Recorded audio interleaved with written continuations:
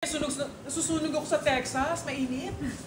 100 degrees. Okay lang po yung ganyan na tahimik, no? Yeah, pero dinig kami sa'yo, talagang from diretso ka dito, Miss Jaya. Actually, the commitment is real sa iyong iyong homecoming. The commitment is real and the age is feeling real. Diba? Pero actually, yung September na to, I was supposed to leave it open. Okay. Kaya lang si Stevie B committed me to the casino where we performed nung kailan ba yun? Nung 5th? September 5 actually. 5. So, alam ko na mabibitin ako sa stay ko dito. Kasi parang, di ba, bago mag-concert, parang dapat buwan yun. But we've been talking, we've been doing online meetings. So, carry lang. Kasi naman yung mga kakantahin, some of them, ano lang namin, i-re-tuba. Pero in the essence, all hits would include songs that are known that I sang and songs na cover na alam nila ako yung kumakanta madalas. How's life in Texas? Parang busy din yung shows. Ang dami mo ring shows. The grind didn't stop. Oh Lord. God is so good. Kasi nakakatawa. 2021 when we left, July. Yung July, after July, nag-TOFA New York agad ako like that fall. Noong 2021. And that was very strict kasi pandemic, di ba? Kailangan may ganito, may ganyan. I made it through. Pagkatapos nun, unti-unti nagbukas yung economy sa US. Lahat gusto na mag-produce kasi ang daming sabik. Naka-tsempo ako nandun ako, no need to have a visa. Lipad, parang Darna. So, go! Kung saan ako nakapunta. So, from 2021 till now, I'm still doing shows. Grabe, the tour didn't stop. Awa ng Diyos. I mean, that's only something that he can do. Kasi di ba, how many times can you really do a show in LA? Yeah. Julit-julit lang iba-ibang lugar lang, pero di ba, julit-julit lang siya. Tapos, realize mo, ang isang state, ang laki. So many cities, mga Filipinos are scattered. So I thank all of our kababayans. Actually, doon na nga ako nakatira. So, kami-kami, tayo lang nagsusuportahan. Wala ka namang ibang susuportahan, di ba? And then the influx also of that, nagkaroon na rin ng chance for all the other artists from here, given that they needed visas and all of that, kahit gano'ng kalaki yung production, nagiging successful.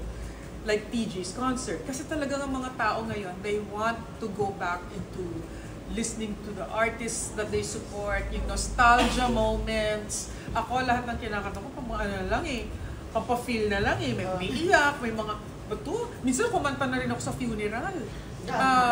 Yung wake.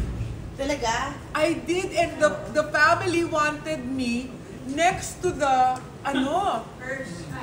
yung mami nila. Tapos bukas yung coffin. Diyos ko, dahil sabi ko, kaya ko ba yun? Kinaya ko. Kasi, trabaho siya Yeah. And I was one of the favorites of the mom. So, things like that, diba? What did you sing? My God, nakailang requests nila yun. So it was like a more celebration of life type of way. I don't remember, pero hindi ko na maalala. Baka kinanta ko na rin yung hindi kita malilimutan, yung mga ganyan. Just the songs that the mom wanted. Sana, when she was alive, to hear from me. So, has it been a while since you've been back? 4 years. Oh my gosh. 4 years. Mabilis lang daw yung 4 years, pa hindi naman daw matagal. Pero kasi naging busy ka rin, so siguro it just, slipped away. Doing a lot of things. I'm a grandmother of a 1-year-old boy, si Grayson Gage. Wife, and now my husband's studying college. My son is in sophomore siya sa high school. And then I was taking my high school equivalency program because I wanted to sana take some college courses. Gusto ko talagang chumika lang na, gusto ko ba maging real estate broker? Ano bang gusto kong gawin? Then, like I said, God always has His own plans. Now I'm going to be owning some businesses here. Wow! Anong business? Wow, maka-up naman ako. Nagsastart pa lang nagkaroon na ng laundromat. Pero yun nasa bandang Dasmariñas. Tama ba ako? Yes. My partner started them and they really wanted me to be part of it. Kasi daw nakita nila na sa bahay mo pa nga lang kumakaasikaso ka sa family mo, para kang slave. Yung parang lahat ginagawa ko. Luto, ano gusto nyo? Papa, uy, punta kayo sa bahay, may lafang. Papa, ano gusto nyo? Adobash, sinigash, I cook almost everything. And then I think they really wanted a business partner who was going to fall in love with the business. Did you already, you have a business here, but do you still have your house here? Wala na. You sold it? Oh, we sold it.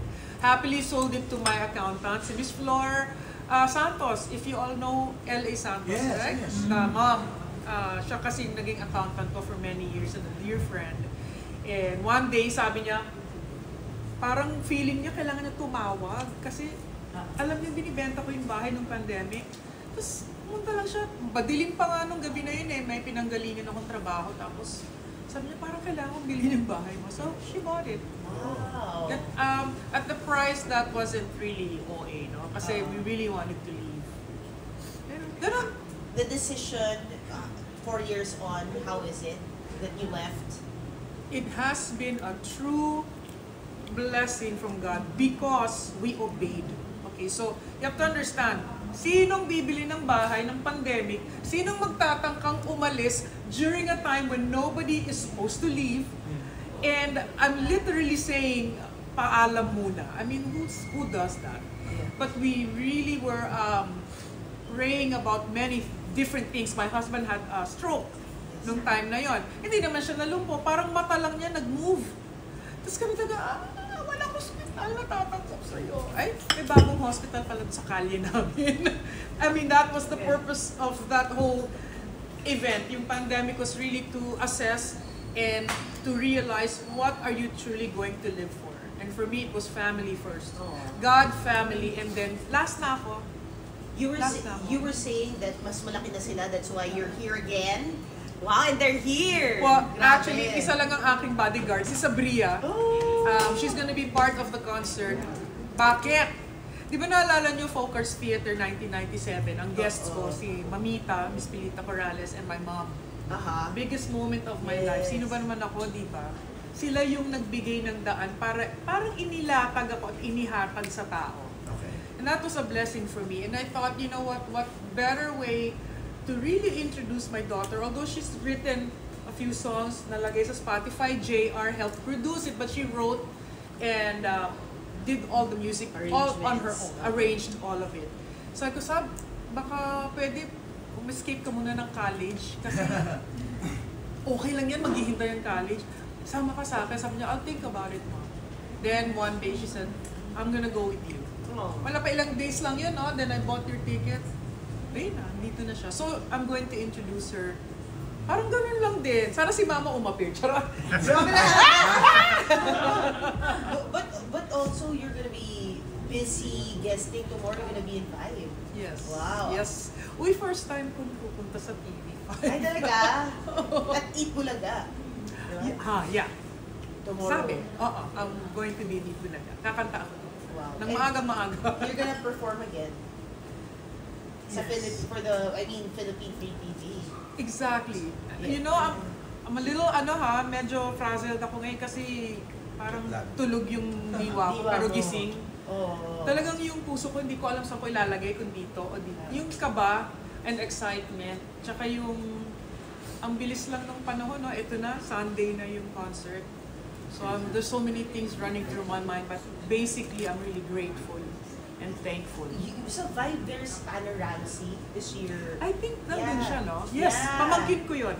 Wow. Ang papa niya at ako'y first cousins. Kasi ang tatay ni Kuya Hermie at ang nanay ko, magkapatid sa isang ina. Ayan na, di ba? Sa She's isang doing well. She's doing well. I heard. Congratulations, Ana. Ang galing. You're gonna see her tomorrow. Hindi ko nga alam kung nandun siya bukas. I'm sure. Oo. Yeah. Oo. And sila Regine ba? Nakita na kayo? Hindi pa. Nagtawagan na kami. Bago sila nag-Europe, siguro a month before that, we talked to each other. Alam mo na, plano-plano, saan ka pupunta? Oo. Sabi ko, ang lafang ready. Gano'n ang mga usap namin. So mas mapapabadalas ka na rito kasi nga may kasama ka na. I hope. Kasi yun naman yung target eh. Umalis kami because there was nothing happening here.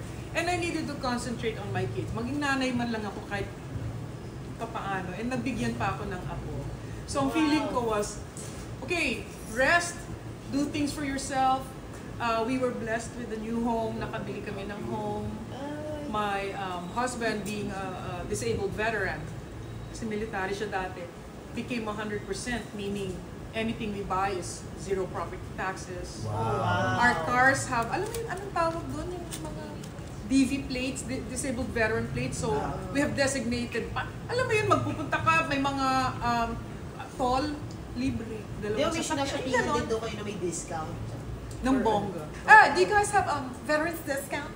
Oh! Yeah, we could give you like 10%. So, na-avail mo pala talaga.